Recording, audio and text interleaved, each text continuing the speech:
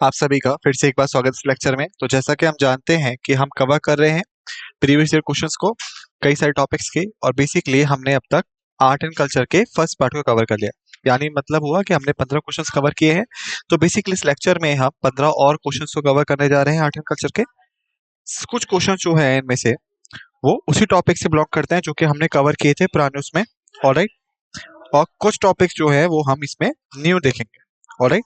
तो फिर से आपको 15, 20, 30, 40 सेकंड्स मिलेंगे रिस्पेक्टिवली क्वेश्चन के टाइप्स में। तो आइए इस सेशन को शुरू करते हैं। ऑलराइट। तो पहला हमारे पास है, मेरी नलिनी साराभाई फेमस थी किस तरह के डांस के लिए? मणिपुरी के लिए, कथक के लिए, कुचिपुड़ी के लिए, या भरतनाट्यम के लिए? तो इस क्वेश्चन के लिए मैं आपको 40 सेकंड टाइम स्टार्ट होता है अब।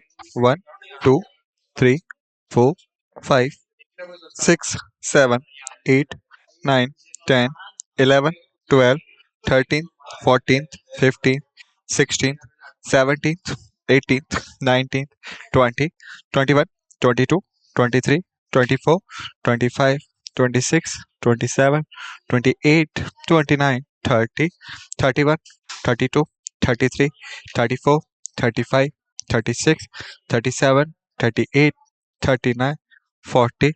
The time's up. So correct answer है डी, भरतनाट्यम।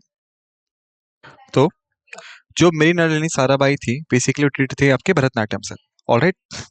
सो अगर हम बात करें डांस फॉर्म्स के बारे में तो मणिपुरी जो है वो बिलोंग करता है किस स्टेट से? तो ये बिलोंग करता है मणिपुर स्टेट से, जो कि पार्ट है आपका नॉर्थ ईस्टर्न स्टेट का। ऑलराइट। कुचिपुड़ी जो है वो बिलोंग करता है आपका आंध्र प्रदेश से। ऑलराइट। भरतनाट्यम बिलोंग करता है आपका तमिलनाडु से। ऑलराइट। कथक बिलोंग करता है आपका कहाँ से? केरला से। राइट। गलत, क्योंकि कथक जो है वो आपका बिलोंग करता है नॉर्थ से इंडिया में। ऑलराइट। केरला जो है वो पड़ता है आपका साउथ में। तो ये डांस फॉर्म कौन सा बिलोंग करता है वहां से? कथकली। ऑलराइट। कथकली जो है वो केरला का डांस है। ऑलराइट। चलिए आगे चलते हैं। सेकंड क्वेश्चन हमारे पास कि जो डांडिया है वो किस डांस फॉर्म है जो एसोसिएटेड है किस फॉलोइंग स्टेट से?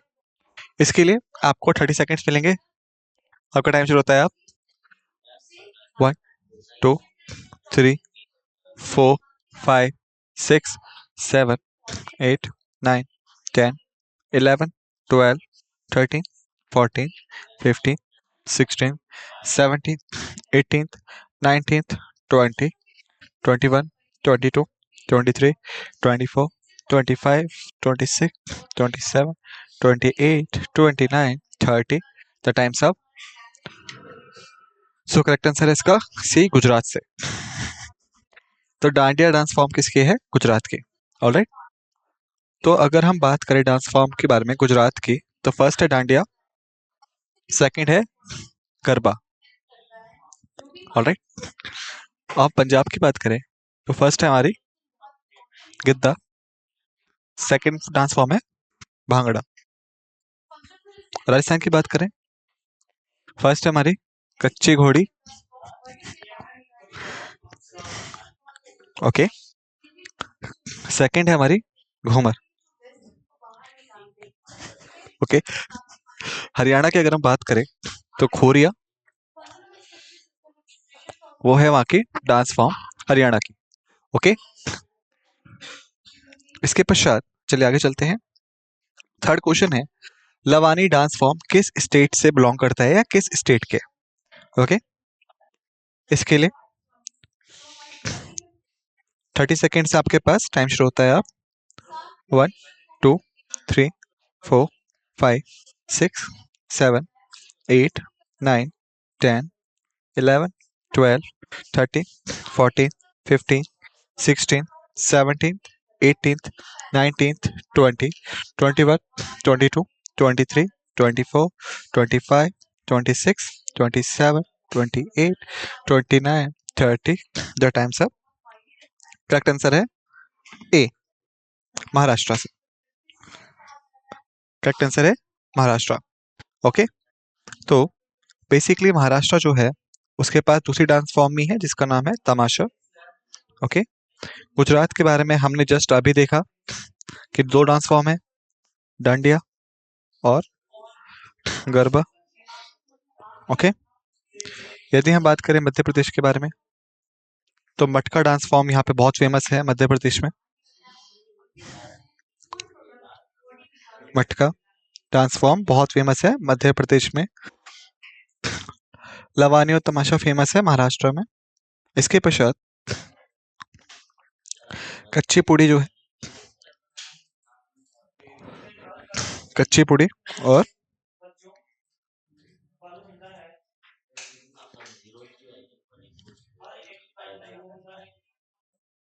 और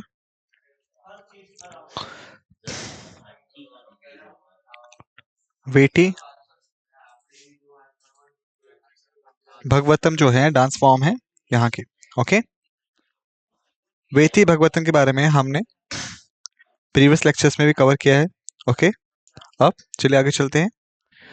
फोर्थ क्वेश्चन हमारे पास है, एक टिपिकल क्वेश्चन है, इंडिया बाय द नाइल ये कल्चर फेस्टिवल है जो इंडिया में मनाया जाता है और किस अदर कंट्री के साथ मनाया जाता है?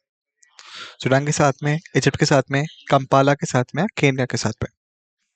इस क्वेश्चन के लिए आपके पास 40 सेकेंड से आंसर करने के लिए आपका टाइम शुरू होता है अब 1 2 3 4 5 6 7 8 9 10 11 12 13 14 15 16 17 18 19 20 21 22 23 24 26 27 28 29 30 the time's up। अच्छा 31 32 33 34 35 36 37 38 39 40 the time's up।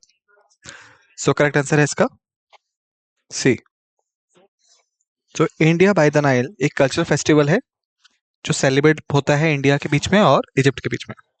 तो बेसिकली अगर हम बात करें, ये कर लीजिएगा क्योंकि हर साल बनाया जाता है और हम कह सकते हैं कि बेसिकली जो एम्बेसी ऑफ इंडिया है कहाँ पे, कैरियो में या कायरो भी कहते हैं इसे कई बार, इस फेस्टिवल को बनाते हैं। और अगर हम कायरो के बारे में बात करें तो इजिप्ट की राजधानी है। तो जो इंडियन एम्बेसी है इजिप्ट की वो सेलिब्रेट करती है इंडिया बाय द नाइल। और कई सारे प्रोग्राम्स जो है यहाँ पे होते हैं, जैसे कल्चरल प्रोग्राम्स हो गए आपके, और आप कह सकते हैं कल्चरल और हेरिटेज प्रोग्राम्स यहाँ पे मनाए जाते हैं। ओके, इसके पश्चात कई सारे फूड प्रोग्राम्स भी यहाँ पे मनाए जाते हैं और बहुत से विजुअल आर्ट फॉर्म्स में यहाँ पे डिस्प्ले किए जाते हैं इस फेस्टिवल के दौरान। ओके, तो जो नाइल जो है बेसिकली नदर्न अफ्रीका कॉन्टिनेंट में, और ये आपकी सबसे लंबी नदी है। ऑलराइट, तो ये है लॉन्गेस्ट रिवर। और अगर हम बात करें लार्जेस्ट रिवर के बारे में तो नाइल जो है वो लॉन्गेस्ट रिवर है। ओके,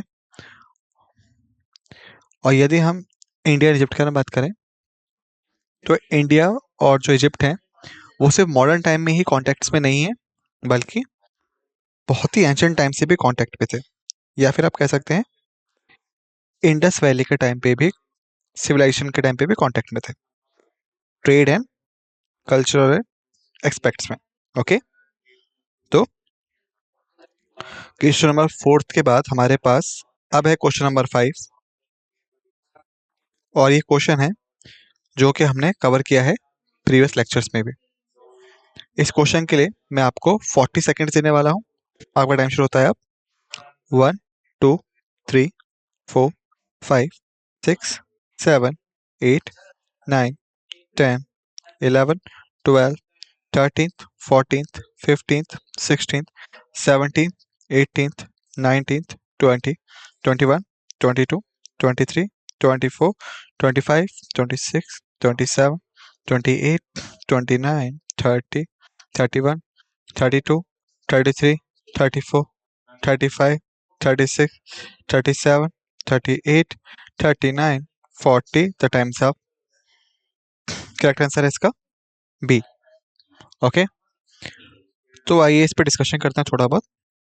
तो अगर आपको याद हो कि मैंने आपको बताया भी था, जो अनंत वर्मन चोड़ देवा थे, वो थे आपके बिल्डर जगन्नाथ टेम्पल के। बिल्डर थे आपके जगन्नाथ टेम्पल के। और नरसिंहदेव राय जो थे, वो बिल्डर थे आपके कोणार्क सन टेम्पल के। ओके, कपिल इंद्रा जो थे, वो थे आपके बिल्डर ऑफ शेवते टेम्पल के एट कपिलेश्वरा, भुवनेश्वर में, जो कैपिटल है उड़ीसा की। ऑलराइट, और एक पॉइंट जो हमें यहाँ पे अपने दिमाग पे रखना होगा, ये भी ये टेम्पल्स हैं, जितने भी ये टेम्पल्स हैं, ये सभी आपके उड़ीसा में हैं। ओके, तो जितने भी टेम्पल्स हैं जो हमने डिस्कस किए हैं, ये सभी आपके उड़ीसा में। अब चलिए आगे चलते हैं। 6 क्वेश्चन हमारे पास है कि कौन सा एम्परर था जिसने नागानंद के लिखा था। मैं आपको इसका कभी बता चुका हूँ, और मैं चाहता हूँ कि आप सब इसका राइट आंसर दें। और ये जो था संस्कृत लैंग्वेज में था, ये मैं आपको हिंट देते हैं। 40 सेकेंड्स आपके पास सोच कर आंसर करने के लिए, और आपका टाइम शुरू होता है अब। 1, 2, 3, 4, 5, 6, 7, 8, 9, 10, 11, 12, 13, 14, 15, 16, 17, 18, 19, 20, 21, 22, 23, 24, 25, 26, 27, 28, 29, 30, 31, 32, 33, 34, 35, 36, 37, 38, 39, 40. The times up. Correct answer है बी, हर्षवर्धन। ओके, तो अगर हम बात करें हर्षवर्धन के बारे में, तो ये रूलर थे वर्धन डायनेस्टी के। ओके, इन्होंने लिखी थी रागानंद, उसके बाद लिखी थी रत्नावली, और इन्होंने लिखी थी प्रिया दर्शन की। ऑलराइट, इसके बाद अगर हम बात करें, एक फेमस चाइनीज ट्रैवलर थे ह्यू एंग त्सेंग, इन्होंने विजिट किया था हर्षवर्धन को, और लिखा था, या कह सकते हैं प्रेज किया था इनको, इनके जस्टिस के लिए, मिलिट्री के लिए, और उनके सिविल एडमिनिस्ट्रेशन के लिए। ओके, और इकोनॉमी के लिए। जो ह्यूएंग त्सेंग थे, उन्होंने क्लेम किया था कि हर्षवर्धन जो है, उनके पास एक्सीलेंसी है जस्टिस में, मिलिट्री में, और एडमिनिस्ट्रेशन में, और इकोनॉमी में। राइट, इसके पश्चात जो सेकंड नेम है यहाँ पे, जो हमें अपने दिमाग में रखना चाहिए, वो है पुलकेशिन सेकंड, जो कि आपके चालुक्यन रूलर थे। ऑलराइट, जिन्होंने डिफीट किया था हर्षवर्धन को किस नदी के किनारे? नर्मदा नदी के किनारे। ओके, तो नर्मदा रिवर के किनारे इन्होंने हर्षवर्धन को डिफीट कर दिया। ऑलराइट, इसके पश्चात अगर हम बात करें बिंदुसार के बारे में, तो ये थे आपके किसके बेटे? चंद्रगुप्त मौर्य के, और ये फादर थे आपके अशोका के। ओके, इसके पश्चात अगर हम बात करें चंद्रगुप्त सेकंड के बारे में, तो ये थे आपके गुप्त रूलर। ऑलराइट, और इनका ओरिजिनल नेम क्या था? विक्रम आदित्य था। ऑलराइट, और इनके पास भी थे अपने 9 जेम्स। ऑलराइट, जिनको हम लोग नवरत्न के नाम से भी जानते हैं। ऑलराइट, ये वो थे जिन्होंने सबसे पहले सिल्वर कॉइन्स को इशू किया था अपनी जीत को दर्शाने के लिए।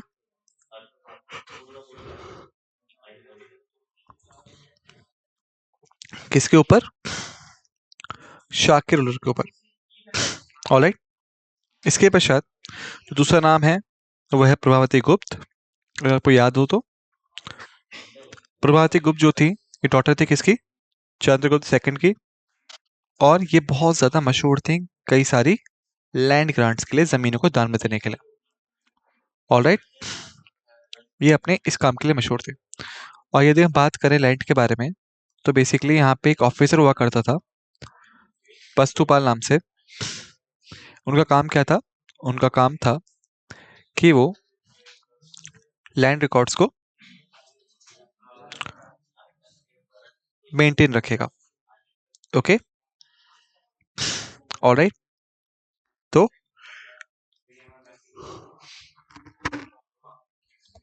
ये फैक्ट्स थे जो कि हमने यहाँ पे रिवाइज कर लिए। ऑलराइट। चलिए आगे चलते हैं। सेवंथ क्वेश्चन हमारे पास है कि किस सिटी में इंडिया के दमेक स्तूप लोकेटेड है? ऑलराइट। इसके लिए भी आपके पास 40 सेकेंड्स है सोच के आंसर करने के लिए, और टाइम शुरू होता है अब। 1, 2, 3, 4, 5, 6, 7, 8, 9, 10, 11, 12, 13, 14, 15, 16, 17, 18, 19, 20, 21, 22, 23, 24, 25, 26, 27, 28, 29, 30, 31, 32, 33, 34, 35, 36, 37, 38।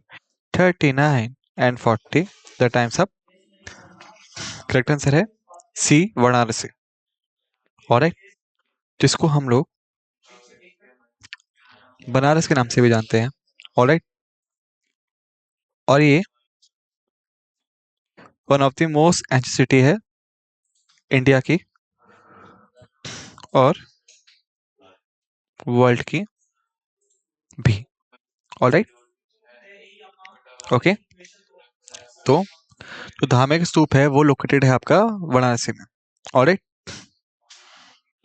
और आप कह सकते हैं सारनाथ में। सारनाथ में एग्जैक्टली। ओके। तो धार्मिक स्तूप जो है बेसिकली इसको किसने बनाया था? इसको बनाया था अशोक ने। अशोका द ग्रेट जो था उसने धार्मिक स्तूप बनाया था जो कि सारनाथ में लोकेटेड है। लेकिन सिग्निफिकेंस क्या था स्तूप का? तो बेसिकली ये वो प्लेस थी जहां पे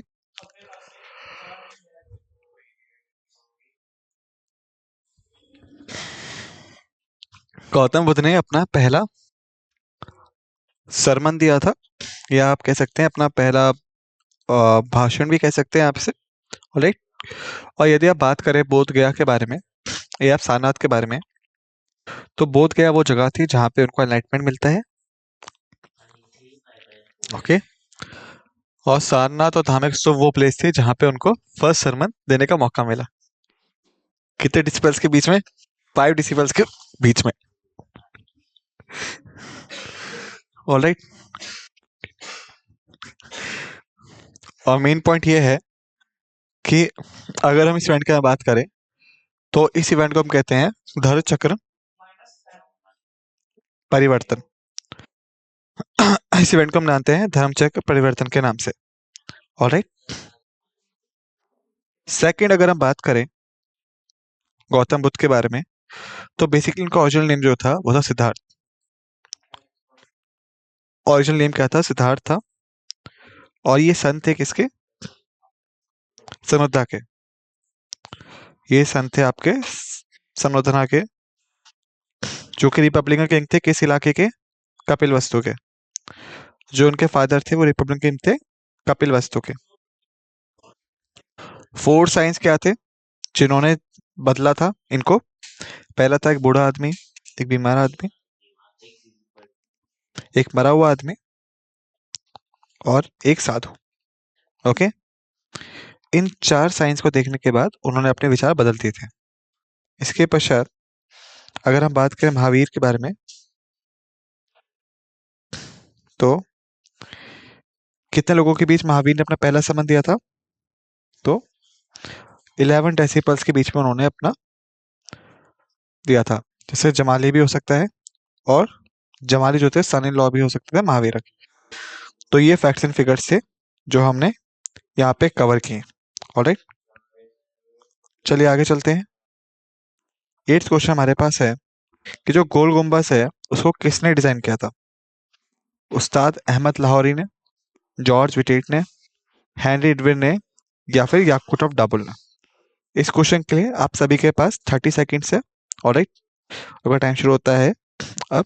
1 2 3 4 5 6 7 8 9 10 11 12 13 14 15 16 18th 18th 19th 20 21 22 23 24 25 26 27 28 29 30। Times up. जो करेक्ट आंसर है इसका डी। तो याकूट ऑफ डाबोल जो है वो थे डिजाइनर गोल गुम्बस के। ऑलराइट, तो बेसिकली अगर हम गोल गुम्बस की बात करें तो ये एक आपकी बेसिकली टॉम्ब है मोहम्मद आदिल शाह की। ये टॉम्ब है मोहम्मद आदिल शाह की, और मोहम्मद आदिल शाह जो था बीजापुर के रूलर थे, कहाँ के? बीजापुर सल्तनत के। और गोल गुम्बस लोकेटेड है कहाँ पे? बीजापुर एट कर्नाटका में। ओके, और अगर हम बाकी सिग्निफिकेंस की बात करें तो ये टॉम थी मोहम्मद अली शाह की, लेकिन दूसरा सिग्निफिकेंस जो है ये है आपकी second largest Dong in the world. Alright, तो ये है सेकेंड लार्जेस्ट टॉम वर्ल्ड में। और यदि अगर ये सेकेंड लार्जेस्ट है तो यहाँ पे एक सबसे लार्जेस्ट वाली भी होनी चाहिए। तो लार्जेस्ट टॉम है वर्ल्ड में सेंट पीटर्स बेलिस्कस।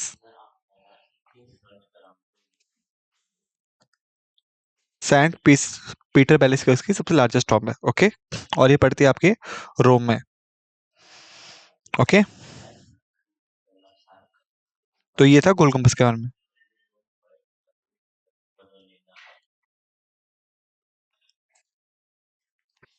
तो इसको किसने बनाया था? याकूत दावल ने बनाया था। ऑलराइट, बीजापुर कर्नाटका में है। बीजापुर सल्तनत के राजा मोहम्मद आदिल शाह की टॉम है, और सेकंड लार्जेस्ट है आफ्टर सेंट पीटर बेलिस्का, जो कि पड़ती है रोम में। चलिए आगे चलते हैं। 9th क्वेश्चन है हमारे पास कि जो मैटन चेरी पैलेस है वो कहाँ पे लोकेटेड है? मैटन चेरी पैलेस जो है वो कहाँ पे है? वेस्ट बंगाल में, राजस्थान में, केरला में, या कर्नाटक? ओके, इस क्वेश्चन के लिए 30 सेकेंड्स आपके पास। टाइम शुरू होता है अब। 1 2 3 4 5 6 7 8 9 10 11 12 13th 14th 15th 16th 17th 18th 19th 20 21 22 23 24 25 26 27 28 29 30। Times up. Correct answer है बी। ये लोकेटेड है आपका केरला में। ऑलराइट, केरला में। और बेसिकली ये घर है रॉयल डीटी का ऑफ पजायानूर भगवती का। ये घर है रॉयल ड्यूटी ऑफ पजायानूर भगवती का। ओके, और ये बहुत ज्यादा फेमस है किसके लिए? लंबे और चौड़े बरामदों के लिए कोर्टयार्ड्स, और आप कॉरिडोर्स भी बोल सकते हैं। तो मठनचेरी पैलेस के हैं लॉन्ग एंड वाइड कोर्टयार्ड्स और कॉरिडोर्स, और ये होम था रॉयल ड्यूटी ऑफ पगान्यूर भगवती का, जो कि केरला में। ओके, चलिए आगे चलते हैं। 10th क्वेश्चन हमारे पास है, रुक्मणी देवी अरुंदले रेपिटेड डांसर थी और कोरियोग्राफर थी किस डांस फॉर्म के? ओपेरा, लवाणी, भरतनाट्यम या डंडिया? 30 सेकेंड आपके पास सोच के आंसर करने के लिए। आपका टाइम टाइम होता है अब। 1, 2, 3, 4, 5, 6, 7, 8, 9, 10, 11, 12, 13, 14, 15, 16, 17, 18, 19, 20, 21, 22, 23, 24, 25, 26, 27, 28, 29, 30। करेक्ट आंसर है सी। करेक्ट आंसर है सो भरत रुक्मणी देवी अरुणतले जो है वो बिलोंग करती हैं किस डांस फॉर्म से? भरतनाट्यम से। ऑलराइट, चलिए अब आगे चलते हैं। 11th क्वेश्चन हमारे पास है कि किसने बिल्ड किया था विजय स्तंभ या टावर ऑफ विक्ट्री को चित्तौड़गढ़ में? महाराणा प्रताप ने, राणा सांगा ने, राणा खुम्बा ने या कुंवर दुर्जन सिंह ने? 30 सेकेंड आपके पास सोच के आंसर करने के लिए। आपका टाइम शुरू होता है अब। 1, 2, 3, 4, 5, 6, 7, 8, 9, 10, 11, 12, 13, 14, 15, 16, 17, 18, 19, 20, 21, 22, 23, 24, 25, 26, 27, 28, 29, 30। Times up. करेक्ट आंसर है इसका राणा खुम्बा। तो जो विजय स्तंभ था बेसिकली इसको चित्तौड़गढ़ में बनाया गया था किसको हराने के बाद? महमूद खिलजी को। After defeating Mahmud Khilji. और किसने हराया था? राणा खुम्बा ने। तो और अगर आपने मूवी पद्मावत देखी होगी तो आपको पता होगा कि जो अलाउद्दीन खिलजी था उसने डिफीट कर दिया था चित्तौड़ को, हराया था चित्तौड़गढ़ को बेसिकली। ऑलराइट, उन्होंने चित्तौड़गढ़ को हराया। इसके पश्चात राणा खुम्बा जो थे वो इसका बदला लेते। ओके, और हराते हैं किसको? महमूद खिलजी को। ऑलराइट, तो राणा खुम्बा जो थे बिलोंग करते थे मेवाड़ से। ओके, और महमूद खिलजी जो था वो बिलोंग करता था आपका मेवात से। ऑलराइट, तो जब उन्होंने महमूद खिलजी को हराया तो इसके रिकॉग्निशन में, इस व्यक्ति के रिकॉग्निशन में विजय स्तंभ जो था उसको स्टैब्लिश किया गया था। ऑलराइट, तो इन प्लेस को याद रखिएगा, किंग को याद रखिएगा और स्टोरी को याद रखिएगा जो मैं आपको बताया। ओके, चलिए आगे चलते हैं। 12th क्वेश्चन हमारे पास है, who among the following is a distinguished painter? Uday Shankar, Amrita Shergil, Sonal Mansingh, Yamini Krishnamurthy? 30 seconds आपके पास सोच के आंसर करने के लिए। आपका टाइम शुरू होता है अब। 1, 2, 3, 4, 5, 6, 7, 8, 9, 10, 11, 12, 13th, 14th, 15th, 16th, 17th, 18th, 19th, 20, 21, 22, 23, 24, 25, 26, 27, 28, 29, 30। The time's up. Correct answer है अमृता शेरगिल। ओके, अमृता शेरगिल जो थी वो थी डिस्टिंग्विश पेंटर इन सबके बीच में। ओके, चलिए आगे चलते हैं। 13th क्वेश्चन है, जो ग्रुप ऑफ मॉन्यूमेंट्स है हम्पी में उसको किसने बनाया था? हरिहर बुक्का ने, उदयन और शिशुंग ने, देववर्मन या वेनिया ने, या मरवन या सिमरा ने? 20 सेकेंड से सोच के आंसर करने के लिए। टाइम शुरू होता है अब। 1, 2, 3, 4, 5, 6, 7, 8, 9, 10, 11, 12, 13, 14, 15, 16, 17, 18, 19, 20। Times up. करेक्ट आंसर है इसका, करेक्ट आंसर है हरिहर बुक्का। ओके, तो बेसिकली ये दोनों वो भाई थे जिन्होंने विजयनगर एम्पायर को ढूंढा था एट कर्नाटका।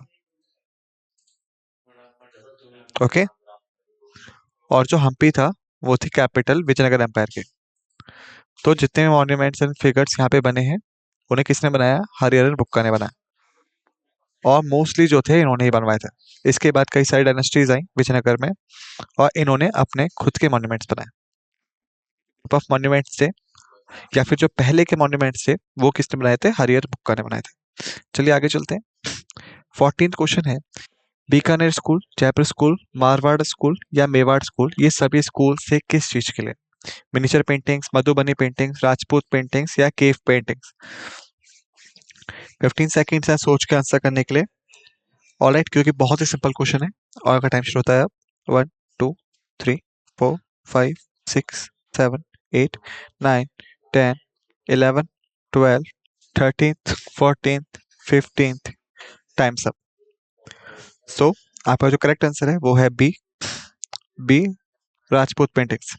सो मैंने क्यों बोला कि बहुत सिंपल क्वेश्चन है, इसी क्वेश्चन है क्योंकि अगर आप इन एरियाज को देखेंगे, बीकानेर, जयपुर, मेवाड़ या मारवाड़, ये सभी बिलोंग करते हैं राजस्थान से। राइट, कहाँ से बिलोंग करते हैं? राजस्थान से बिलोंग करते हैं। और राजस्थान किस चीज के लिए मशहूर है? राजपूत किंगडम्स के लिए। तो ये जो एंटायर स्कूल्स हैं या रीजन है ये राजपूत पेंटिंग से बिलोंग करता है। और यदि हम बात करें मिनिएचर पेंटिंग्स के बारे में तो बेसिकली इसको पालास ऑफ बंगाल्स ने स्टार्ट किया था, लेकिन इनको फेम मिलती है किसके दौरान? During Mughal era. ओके, और यदि हम बात करें मधुबनी पेंटिंग्स के बारे में तो बेसिकली बिलोंग करते हैं आपके बिहार से। और यदि हम बात करें केव पेंटिंग्स के बारे में तो ये बिलोंग करते हैं आपके महाराष्ट्र से। ओके, तो इन पॉइंट्स को, इन चीज को ध्यान में रखिएगा। चलिए आगे चलते हैं। 15th क्वेश्चन हमारे पास है इस लेक्चर का, अजंता एलोरा केव्स जो हैं ये किस स्टेट में है इंडिया के? बहुत ही इजी क्वेश्चन है, मैं आपको इसका बता चुका हूँ पहले ही लेक्चर्स में, और मैंने इसके बारे में बहुत सी डिटेल्स आपके साथ शेयर किए थे। ओके, सो सिर्फ 20 सेकेंड्स आपके पास, आपका टाइम शुरू होता है अब। 1 2 3 4 5 6 7 8 9 10 11 12 13 14 15 16 17 18 19 20, the times up. Correct answer है C, Maharashtra. Alright, so students basically इस लेक्चर में हमने फिनिश कर दिया है आर्ट एंड कल्चर को, उसके PYQs को। ऑलराइट, नेक्स्ट लेक्चर में हम स्टार्ट करेंगे सिविक्स के साथ में। तब तक सभी फैक्ट्स एंड फिगर्स को अच्छे से रिवाइज कर लीजिएगा एंड सिविक्स को रिवाइज कर लीजिएगा ताकि आप आंसर्स को अच्छे से टैकल कर पाएं। ऑलराइट, और इन फैक्ट्स एंड फिगर्स को भी रिवाइज कीजिएगा जो हमने यहाँ पे डिस्कस किया ताकि आपको ये भी समझ में आए। ओके, इस नोट के साथ इसको समाप्त करते हैं। आप सभी का धन्यवाद।